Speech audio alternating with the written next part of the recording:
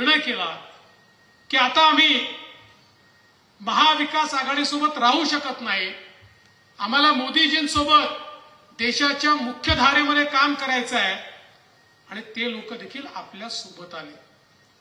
आता मला सांगा, जर कोणी आपल्या सोबत आलं तर त्याला घेतलं पाहिजे की नाही घेतलं पाहिजे? आपली शक्ती वाढवली पाहिजे की नाही वाढवली पाहिजे? एक संघटित पद्धतीनं या ठिकाणी आपल्याला मोदीजींची ताकद वाढवणं हे गरजेचं होतं आणि म्हणून आपण निर्णय केला आणि अजितदादांना देखील सोबत घेतलं, राष्ट्रवादी काँग्रेस पक्ष देखील सोबत आला.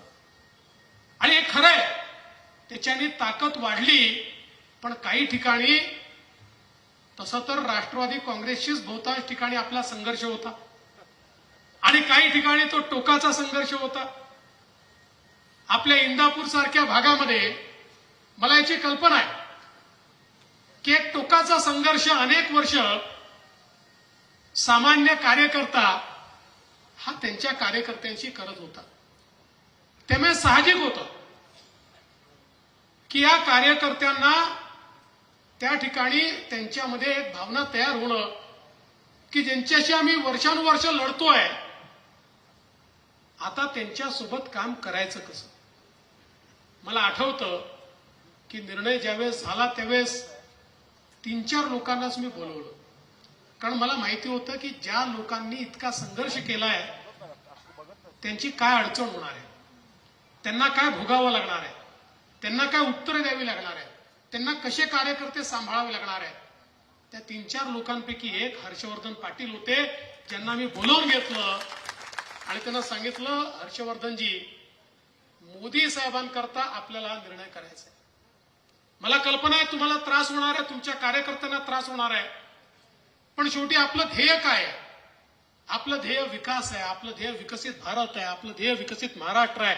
या महाराष्ट्रात आणि देशात राहणाऱ्या दीन, दलित, गोरगरीब, आदिवासी, शेतकरी, शेतमजूर, अल्पसंख्याक, ओबीसी, मराठा, धनगर सगळ्या समाजातल्या 18 पगड जातीच्या लोकांना पुढे नेण्याकरता देशाचं नेतृत्व जर इतक्या चांगल्या प्रकारे काम करत असेल तर त्यांच्या पाठीशी महाराष्ट्र उभा करावा लागेल. आणि महाराष्ट्र उभा करायचा असेल तर संघटित शक्तीने आपल्याला उभं करावं लागेल.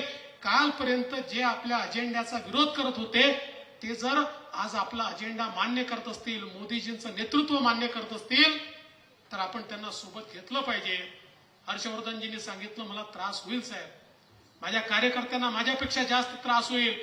मला त्यांचं वाक्य आठवतं, ते म्हणाले, नेत्यांना युती करणं सोपं असतं पण कार्यकर्त्यांना युती करणं फार कठीण असतं, कारण जमिनीवर ते लढले असतात. पण त्यांनी मला सांगितलं, हे जरी असलं तरी एकेका कार्यकर्त्याला मी समजावेन. भारतीय जनता पक्षाची ताकद या इंदापूर तालुक्यामध्ये या ठिकाणी हर्षवर्धनजी आल्यानंतर मोठ्या प्रमाणात वाढली. एक मोठा भारतीय जनता पक्ष आपण या ठिकाणी तयार केला, मजबूत केला, जो स्वतःच्या भरोशावर या ठिकाणी क्रांती करू शकतो. अशा प्रकारचा भारतीय जनता पक्ष या इंदापूर तालुक्यामध्ये आपल्या जुन्या कार्यकर्त्यांसमवेत जसे हर्षवर्धनजी आले आणि आपल्यापैकी अनेक लोक आले, तसा तो भारतीय जनता पक्ष एक मजबूत पक्ष या ठिकाणी तयार झाला.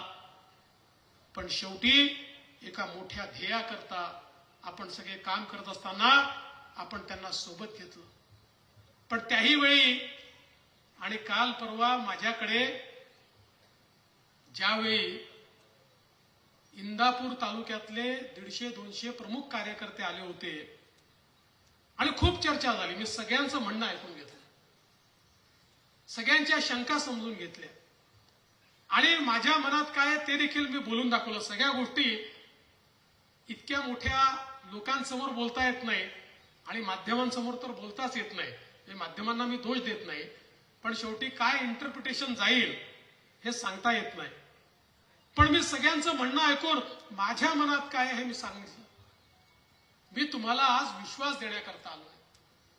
या ठिकाणी हर्षवर्धनजींनी सांगितलं की इंदापूर तालुक्याचं पालकत्व स्वीकारा. हर्षवर्धनजी वयाने माझ्यापेक्षा मोठे आहेत, माझ्या 5 वर्ष आधी ते आमदार झाले, माझ्या आधी ते मंत्री झाले, पण माझे ते मित्र आहेत आणि म्हणून त्या मित्रत्वाच्या नात्यातनं मी एवढंच सांगतो की केवळ इंदापूर तालुक्याचं नाही हर्षवर्धन पाटलांसहित इंदापूर तालुक्याचं पालकत्व स्वीकारण्याकरता या ठिकाणी मिळालं.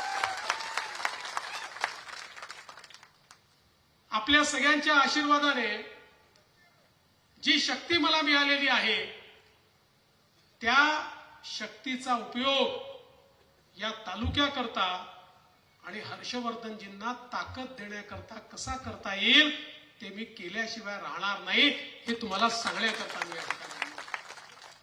आणि त्यांचा एक प्रदीर्घ अनुभव आहे.